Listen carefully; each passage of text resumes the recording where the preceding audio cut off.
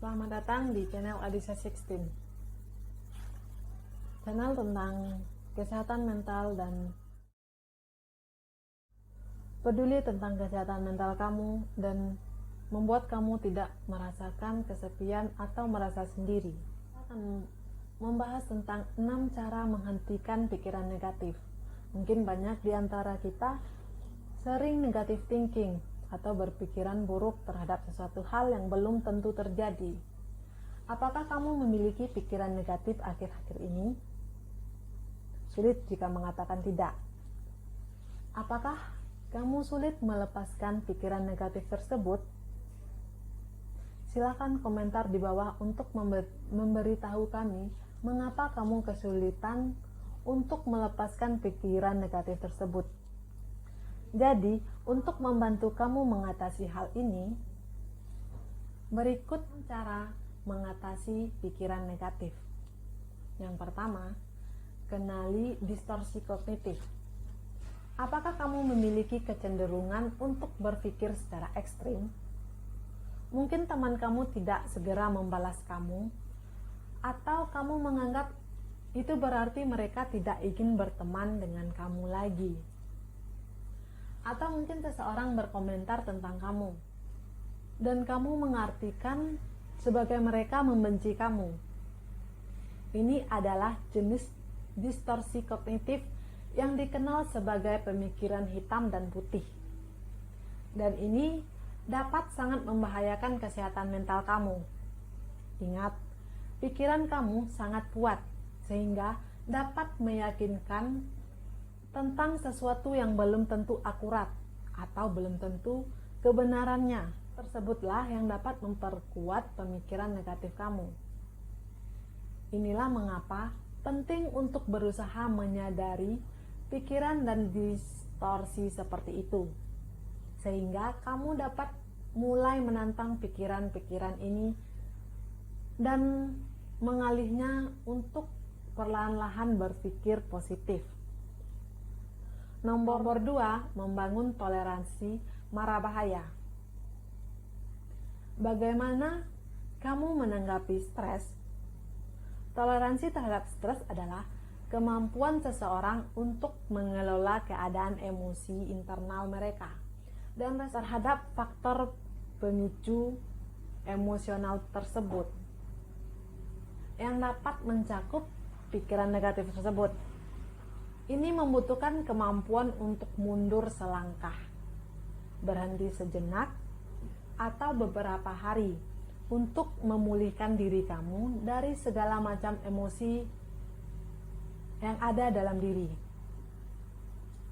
Dan kemudian ambillah tindakan dari serangkaian emosi yang telah terjadi. Nomor 2, membangun toleransi mara bahaya. Bagaimana kamu menanggapi stres? Toleransi terhadap stres adalah kemampuan seseorang untuk mengelola keadaan emosi internal mereka dan merespon terhadap faktor pemicu dalam diri yang dapat mencakup pikiran negatif. Ini membutuhkan kemampuan untuk mundur selangkah, berhenti sejenak, atau beberapa hari untuk melakukan pemulihan diri dan kemudian mengambil tindakan yang dapat membuat diri lebih baik. Tetap tenang dalam menghadapi stres tidak berarti acuh tak acuh terhadap masalah atau bahwa kamu menekan perasaan kamu. Tetapi sebaliknya, memungkinkan kita untuk merasa mengendalikan emosi dan perilaku kita sendiri, alih-alih membiarkan emosi itu mengendalikan diri kita. Jadi kita yang punya kendali atas emosi yang ada, bukan emosi yang mengendalikan diri kita. Beberapa cara untuk membantu kamu membangunkan toleransi terhadap stres adalah dengan menyadari seperti apa rasanya stres di tubuh kamu. Ini mungkin seperti sesak nafas, ketegangan di leher atau punggung, berkeringat, atau mengepalkan tangan dengan kuat. Gejala ini biasanya dirasakan sebelum tindakan itu terjadi, dan apa yang terjadi setelahnya dan responnya, dan bagaimana kita bertindak atas stimulus yang ada. Kita harus meluangkan waktu sejenak untuk mendapatkan kembali kendali atas tubuh dan pikiran kita, dan kemudian membuat keputusan tentang cara bergerak, maju, atau kita harus mundur. Lagi pula, kamu memiliki kekuatan untuk memutuskan apakah kamu ingin bertindak sesuai dengan emosi. Lagi pula, kamu memiliki kekuatan untuk memutuskan apakah kamu ingin bertindak sesuai dengan emosi dan perasaan sementara itu. Atau, jika kamu ingin bertindak berdasarkan logika yang sehat, nilai-nilai moral, dan apa yang menjadi kepentingan terbaik jangka panjang dalam diri kamu atas emosi yang ada. Nomor 3, mengubah persepsi masalah atau membingkai ulang masalah. Linda dan Carly Blom menyarankan bahwa cara lain yang bagus untuk mengatasi pikiran negatif adalah dengan membingkai ulang masalah dari yang negatif menjadi lebih penuh harapan. Salah satu cara reframing adalah dengan mendefinisikan kembali suatu masalah sebagai tantangan. Misalnya, daripada merasa kalah atau tidak berdaya karena harus merelakan sekolah impian, goal impian, atau hal yang kamu inginkan karena masalah keuangan, kamu bisa mencoba mengajukan beasiswa. Carilah bantuan keuangan dari lembaga yang sesuai atau mungkin bekerja paruh waktu sambil belajar. Membingkai ulang masalah memberikan kita kekuatan karena kita memiliki masalah, alih-alih membiarkan masalah memiliki kita.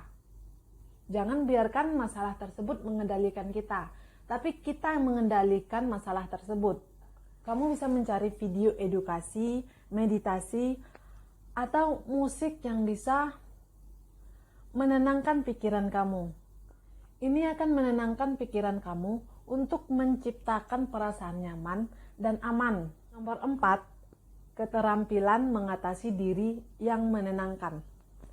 Cara lain untuk mengatasi pikiran negatif adalah dengan menerapkan keterampilan coping yang menenangkan diri.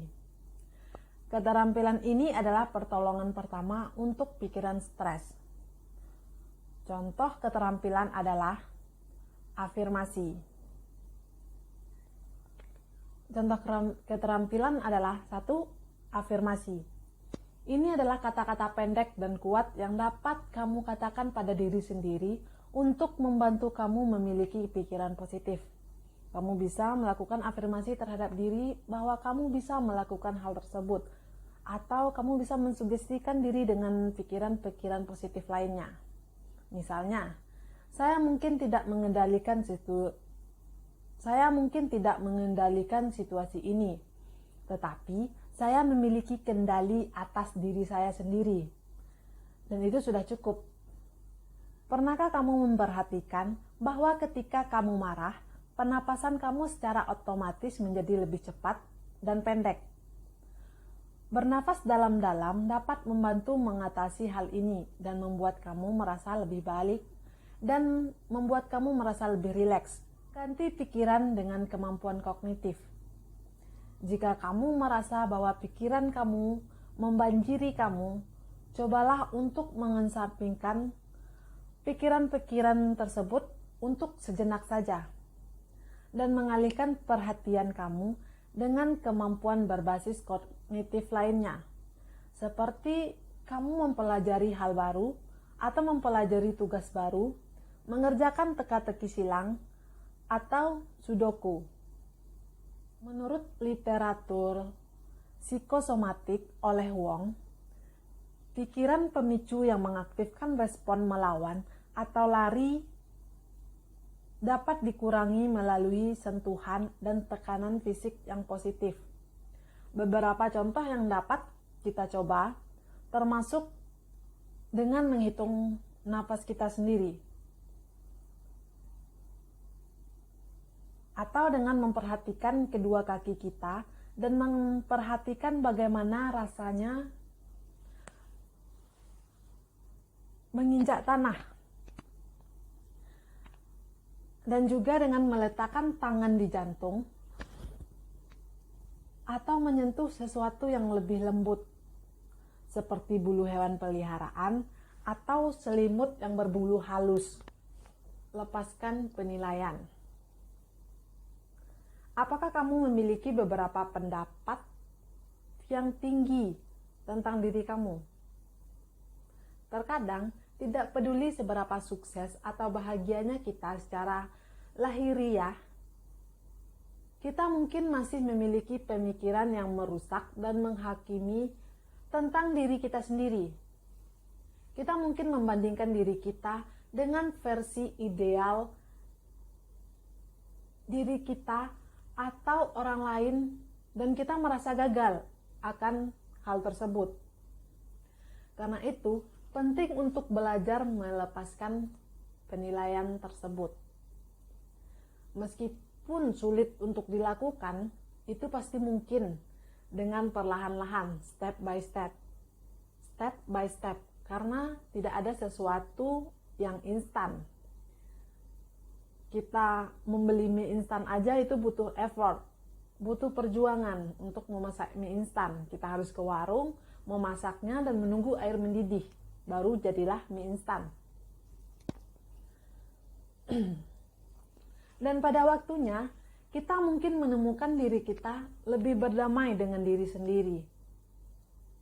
Dan nomor 6, ungkapkan pikiran dan perasaan kamu dalam jurnal atau buku catatan atau dengan buku diari. Dan jika kamu kesulitan untuk menulis jurnal, kamu bisa untuk berbagi dengan orang yang kamu percayai. Bisakah kamu membicarakan perasaan? Atau apakah kamu tipikal orang yang cenderung memendam perasaan? Silakan bagi komentar kamu di kolom komentar di bawah. Ketika kamu mulai terus-menerus merenungkan pikiran negatif kamu, itu dapat mulai berdampak negatif pada kehidupan kamu sehari-hari. Untuk alasan ini, penting untuk menemukan cara yang sehat untuk mengekspresikan pikiran dan perasaan kamu. Mungkin kamu dapat menemukan teman dekat atau orang terkasih untuk membicarakannya. Atau kamu dapat menuliskannya dalam jurnal atau buku yang kamu sediakan khusus untuk menulis tentang ungkapan luapan emosi yang kamu rasakan. Jika kamu tidak terlalu suka menulis, kamu juga dapat mencoba berbagai jenis jurnal seperti jurnal mendalam, tempat kamu membuat sketsa dan gambar, atau kamu dapat merekam dan memvideokan pikiran kamu ke dalam smartphone kamu. Jika kamu merasa tips-tips ini dapat membantu kamu, silakan komentar di kolom komentar. Dan sudahkah kamu mencoba salah satu tips yang kami sebutkan? Beritahu kami di kolom komentar di bawah. Jika menurut kamu video ini bermanfaat, pastikan untuk menyukai dan berbagi video ini dengan mereka yang mungkin mendapatkan manfaatnya dari video ini. Atau kamu bisa membagikan video ini kepada teman-teman kamu, saudara kamu, pacar kamu, atau gebetan kamu. Terima kasih banyak telah menonton dan sampai jumpa di lain waktu.